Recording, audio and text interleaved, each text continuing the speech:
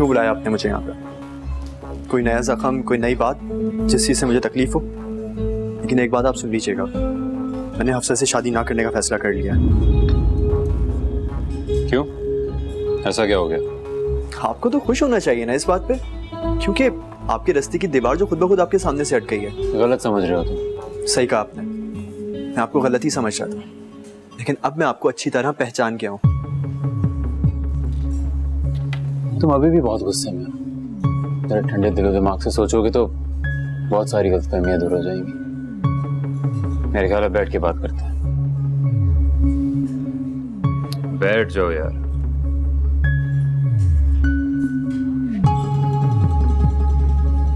कहें, क्या कहना चाहते हैं आप? यही तो कश्मकश है कि कहां से शुरू करूं बात। ये तो मैं भी जानता हूँ, मैं खुद इस कश्मकश से निकलना चाहता हूँ। देखो जैन, अगर तुम्हें मेरी बात समझ ना आई या तुमने समझने की कोशिश ना की तो हम दोनों हार जाएंगे। हार जाएंगे? मैं तो हार मान चुका हूँ। आपकी तो जीत हुई है ना, तो फिर आप किस तरह से हार जाएंगे? देखो जैन, तुम्हें और हफ्सा को मुझ पर एतबार करना होगा, लेकिन तुम लोग सिर्फ मुझ पर शक कर रहे हो। एतबार? वो भी आप पर? आप पे शक करने का ठोस सबूत है हमारे पास। और अगर मैं कहूं कि जो कुछ भी मैंने कहा था वो झूठ है? मुझे तो कुछ समझ नहीं आ रहा है कि आप कैसी पहेलियां बुझाए जा रहे हैं। क्या सच नहीं है?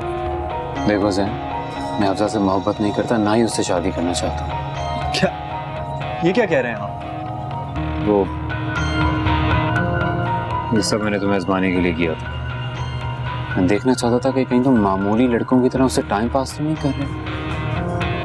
कुछ दिन मैंने तुम्हारा ताक़ुब भी किया, लेकिन वक्त गुजरने के साथ साथ मुझे एहसास हुआ कि तुम एक अच्छे इंसान हो। तो आपने मुझे एक अच्छे इंसान का सर्टिफिकेट दे दिया। मैं एक बात जान सकता हूँ कि आपको मेरी कौन सी अच्छाई ने इतना मुतासिर किया है? सोच, अंजला के बारे में जो तुम सोच रखते हो उसने। अंजला के बारे में?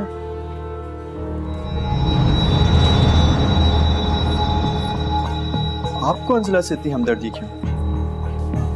ये सवाल तो मैं भी तुमसे कर सकता हूँ, लेकिन मजलूम को जुल्म से बचाने के लिए किसी रिश्ते की जरूरत नहीं होती। एनीवेज, मैं तुम दोनों को वाकई मिलाना चाहता हूँ, बावजूद इसके कि इंतहाई मुश्किल काम है। मुझे लगता है कि मुझे और हफ्सा को मिलाने की आड़ में आपका कुछ और ही मकसद है। मकसद? कैसा मकसद? और तुम लोग मेरे बारे में ऐसा क्या सोचते हो? हम लोग नहीं, सिर्फ मैं। हफ्सा तो अभी भी आपको एक अच्छा इंसान ही समझती है। और तुम्हारे दिमाग में क्या चल रहा है?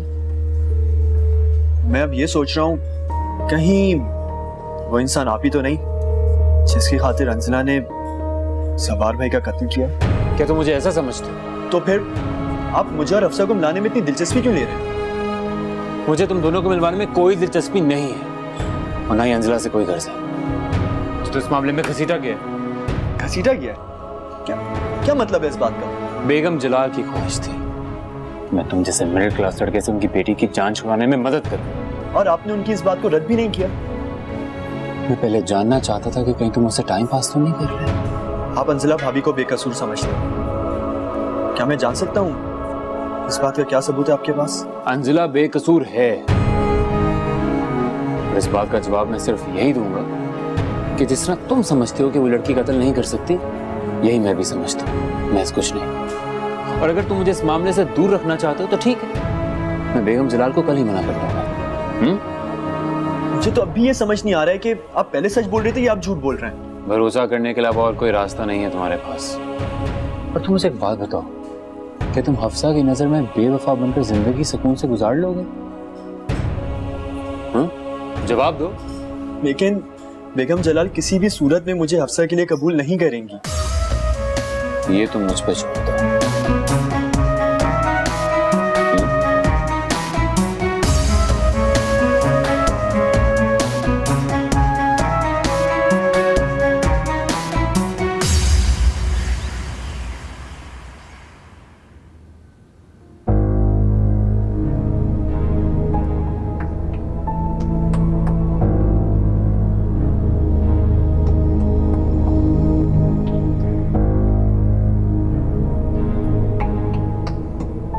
क्या सोचा तुमने मेरी बात का?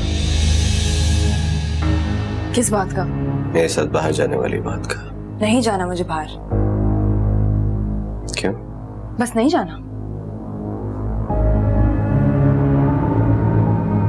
लगता है तो मुझे भी पहचान ही नहीं हुआ। रित का बहुत पक्का हूं मैं। इस घर में एक ही अल्ले में की गए थे, सवार भाई, और उन्हें तुम पहले ही अपने रास्ते से हटा चुके हो। और मैं सवार भाई नहीं हूं, इतने तो मुझे अभी जानती नहीं। ये क्या करें आप? दरवाजा खोले वरना मैं चलाऊंगी। चिल्लाओ। जानती हो ना उसके बाद क्या होगा? अंजला बीबी वो चाय। सॉरी।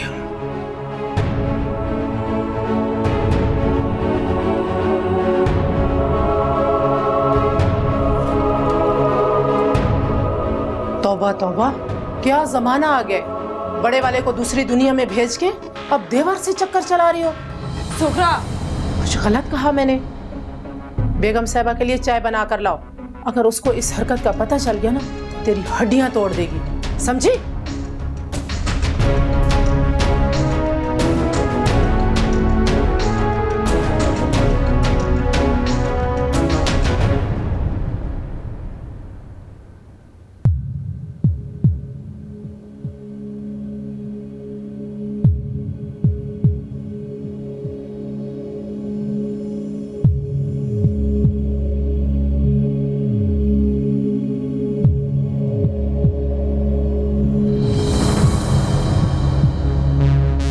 जला के मारना चाहती हो क्या?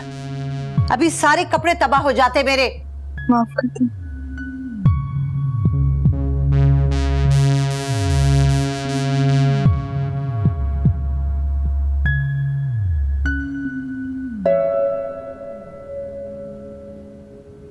इससे क्या हुआ है? होना क्या है?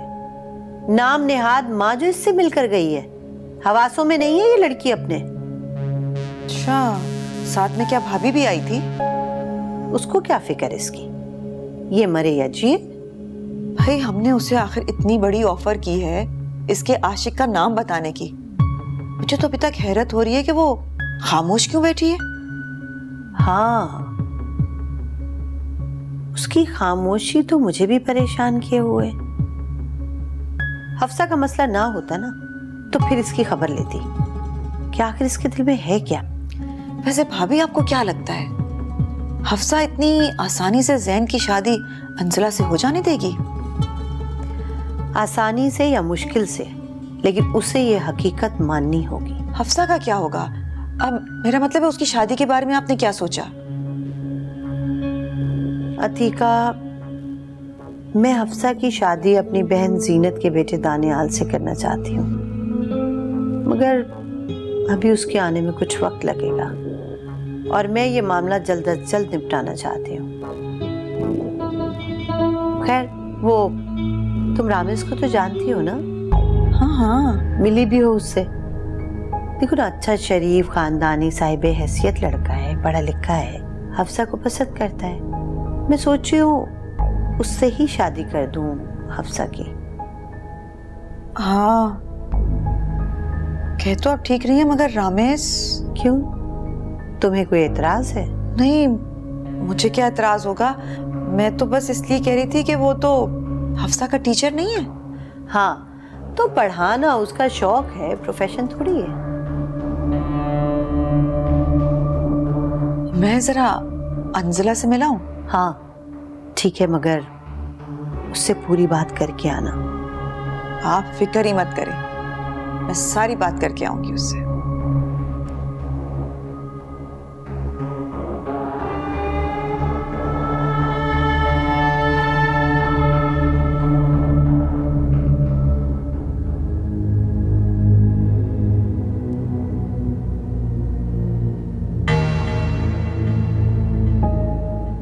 फिर क्या सोचा है तुमने इस बारे में? किस बारे में? यहाँ से निकल भागने के बारे में। निकल भागने के बारे में? मैं समझी नहीं। एक लड़का है मेरी नजर में, जैन, तुमसे शादी करने के लिए भी तैयार है। कहो तो बात करो उससे। मैं समझी थी कि आप मेरी बेगुनाही का कोई सबूत लाई होंगी, मगर आप तो अच्छी तरह सोच लो, यही रास्ता है यहाँ से निकलने का। ना जिस औरत पे खून का इल्जाम हो उससे कौन शादी करता है। बड़ी मुश्किल से मैंने राजी किया उसे शादी करने के लिए। बहुत बहुत शुक्रिया आपका, मगर मैं शादी नहीं करना चाहती। तो उसे बुलवा लो ना, मैं तुम्हारा पैगाम पहुंचा दूंगी। किसे? किसकी बात कर रही हैं आप? अरे उसी से जिससे शादी से पहले तुम मोहब्बत करती थी। मैं किसी से मोहब्बत नहीं करती थी, आपको गलतफहमी हुई है। इसका मतलब है कि तुम इनकार कर रही हो। ठंडे दिलो दिमाग से सोच लो, तुम जिस तरह चाहोगी मैं तुम्हारी मदद करने के लिए तैयार हूं, तुम्हें यहाँ से निकालने के लिए। मुझे यहाँ से कहीं नहीं जाना और ना ही मुझे कुछ सोचना है। किस मिट्टी की बनी हुई हो तुम?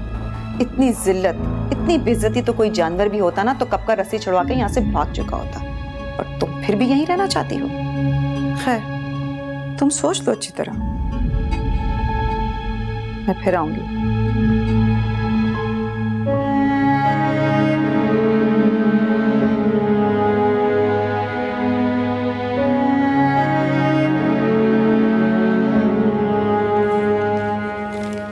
आओ आओ बेटा, बैठो। अम्मी जान, मैं आपके पास बैठने नहीं आई हूँ, मुझे इजाजत चाहिए थी आपकी। तो अब तुम्हें हमारे पास बैठना भी गवारा नहीं है। ऐसी कोई बात नहीं है, मुझे बाजार जाना है और मैं चाहती हूँ कि मैं अंजिला को अपने साथ ले जाऊँ। अंजिला को क्यों? क्यों? कोई एतराज है आपको? बात एतराज की नहीं है, इससे पहले तो तुम कभी नहीं लेके गई, इसलिए हैरत हो रही है। सामान भी कुछ ज्यादा है और फिर अगर वो साथ होगी तो मेरी हेल्प हो जाएगी, इसीलिए मैं उसे साथ ले जाना चाह रही हूँ। कल हमने जो तुमसे बात की थी उसका जवाब नहीं दिया तुमने। किस बात का जवाब? यही कि रामिस के घर वालों को बुलाना चाहते हैं। मैंने उस बारे में अभी तक कोई फैसला नहीं किया है। अच्छा ठीक है, तुम ले जाओ अंजिला को अपने साथ, लेकिन हमें तुम्हारा जवाब जल्द से जल्द चाहिए।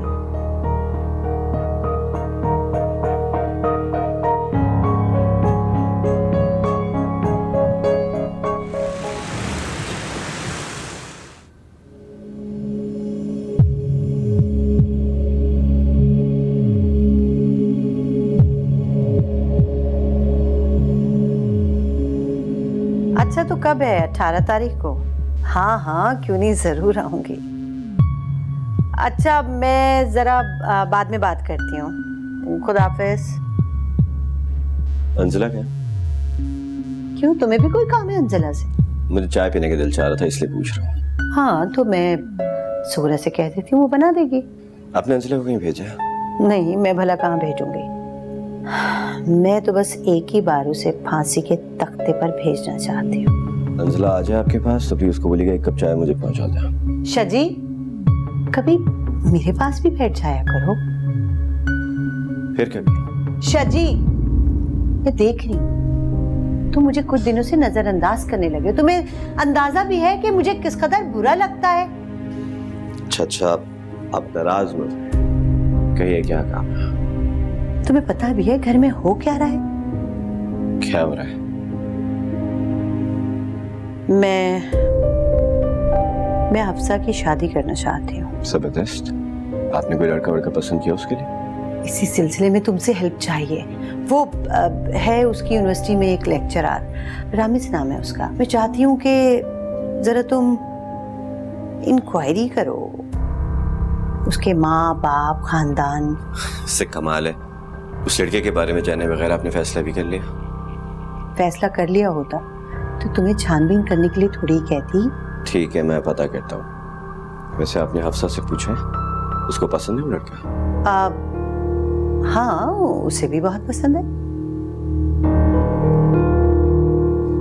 रामेश नाम बताया आपने? अच्छा।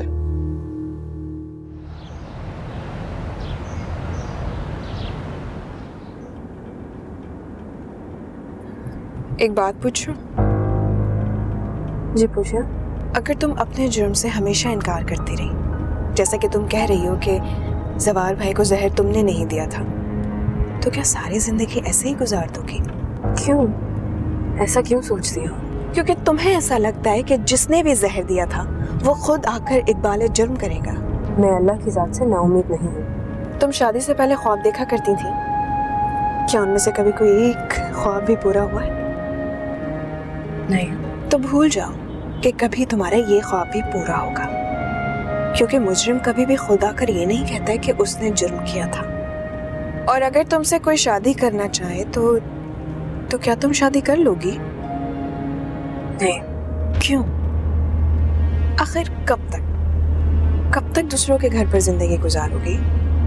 इससे बेहतर है कि शादी करो और एक तरफ हो जाओ। अगर मुझसे कोई शादी करना चाहे कभी तो मैं नहीं करूंगी, और ये बात मैं अतीका से भी कर चुकी हूँ। अतीका आंटी से क्या कहा तुमने?